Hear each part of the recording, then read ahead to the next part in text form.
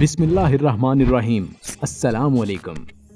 मैं हूं साजिद हाशमी और आप देख रहे हैं RJ Sajid Hashmi YouTube channel. दोस्तों, आज हम इस वीडियो में जानेंगे हिप्नोटिज्म के बारे में कुछ हकाइक और तफसीलात। हिप्नोटिज्म क्या है? पहली बार किसने मुतारिफ करवाया?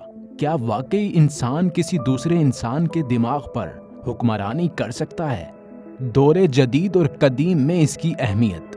दोस्तों, हिप्नोटिज्म आज के दौर की साइंसी इजाद नहीं, बल्कि हमारे इस्लाफ की ज़िंदगी में इस्तेमाल होने वाली एक कॉमन टर्म थी, जिसका इस्तेमाल आज के दौर में बहुत कम बल्कि ना होने के बराबर हो गया है।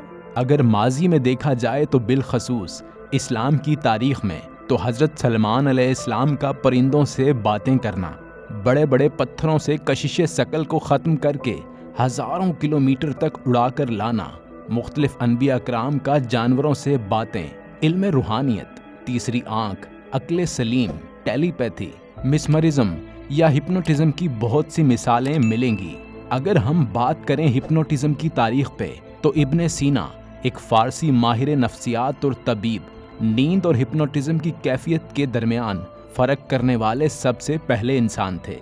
उन्होंने 1027 में शाया होने वाली अपनी किताब में कहा कि कोई शख्स दूसरे शख्स में ऐसे हालात पैदा कर सकता है कि वो इस शख्स के ख्यालात और सोचों पर अबूर हासिल कर सके। एसलस परासलस अपने काम में मैग्नेट इस्तेमाल करने वाला पहला तबीब था। बहुत से लोगों ने दावा किया कि उनके जिस्म में मैग्नेट यानी लोडस्टोन गुजरने के बाद वो ठीक हो गए थे। वैलेंटाइन ग्रेट्रिक्स के नाम से एक आयरिश बाशिंदा, जो कि अजीम आयरिश स्टर्कर के नाम से जाना जाता था, लोगों पर हाथ रखकर उनके जिस्म पर मैग्नेट फेर कर शफा देने की सलाहियत रखता था। जोहान जोसेफ गासनर, जो इस वक्त का एक कैथोलिक पादरी था, उसका ख्याल था कि बीमारी बदरूहों की वजह से होती है और उसे दुआओं से निकाला जा सकता है। 1771 के आसपास मैक्सिमिलियन हेल नामी एक शख्स ने बरहना जिस्म पर स्टील की प्लेटें लगाकर शफा के लिए मैग्नेट इस्तेमाल किया था। दोस्तों, हिप्नोटिज्म की तारीख को खंगाला जाए तो बेशुमार नाम सामने आएंगे जिन्होंने हिप्नोटिज्म को परवान चढ़ाया। लेकिन दोस्तों, अब हम बात करेंगे उन चीज़ों की जो हमारे शऊर से दूर यानी हमारे लाशऊर में छुपी हैं। असल में लाशऊर की बेदारी को हिप्नोटिज्म कहा जाता है, जिसमें हम खास मशकों के जरिए अपने दिमाग के सोए हिस्सों से काम लेकर किसी भी इंसान के दिमाग को कंट्रोल कर सकते हैं। दोस्तों, इस कायनात का निज़ाम लहरों पर मुश्तमिल है। उन्हीं लहरों के जरिए दरख्त 1000 किलोमीटर दूर मौजूद दरख्तों से बात कर सकते हैं। आपको ये जानकर हैरत होगी कि पत्थर का एक सांस इंसान के 1500 साल के सांस के बराबर है। ये वो बातें हैं जिन पर आज का इंसान मुश्किल से यकीन लाता है। टेलीपैथी या हिप्नोटिज्म इस इल्म का नाम है। इसको इस्तेमाल करते हुए एक इंसान न सिर्फ अपने सामने बल्कि अपने से कई किलोमीटर दूर दूसरे इंसान के जहन तक मुकम्मल रसाई हासिल कर सकता है। दूसरे इंसान के जहन में मौजूद ख्यालात जान सकता है। ज़माना कदीम में टेलीपैथी मुख्तलिफ जगहों पर कातिलों का सुराख लगाने, हाथ के इशारे से मरीज का ऑपरेशन करने के काम भी आ चुकी है। हमारे इल्म में ये बात भी आई कि कैंसर एक रूहानी मर्ज है जिसका इलाज टेलीपैथी से मुमकिन है। हिप्नोटिज्म के माहिरीन का कहना है कि ये इल्म वो शख्स आसानी से सीख सकता है जिसका ज़ाहिर और बातिन पाक हो और जो अपने अंदर जज्बात पर मुकम्मल कंट्रोल रख सकता हो। इस इल्म के माहिरीन का कहना है कि इस इल्म को सीखने के लिए 12 से 20 साल तक की उम्र बहुत मुनासिब है, क्योंकि इस उम्र का जहन कच्चा और पुरसुकून होता है। इंसान जिसे आसानी से यकसुई पर कायम कर सकता है। इस इल्म को सीखने के लिए इंसान का पुरसुकून होना बहुत ज़रूरी है। पहले ज़माने में लोग सालों तक खंडरात और पहाड़ों में रहकर हिप्नोटिज्म की मशकें करते थे, ताकि इनकी मशक के दौरान कोई चीज़ मुखल ना हो।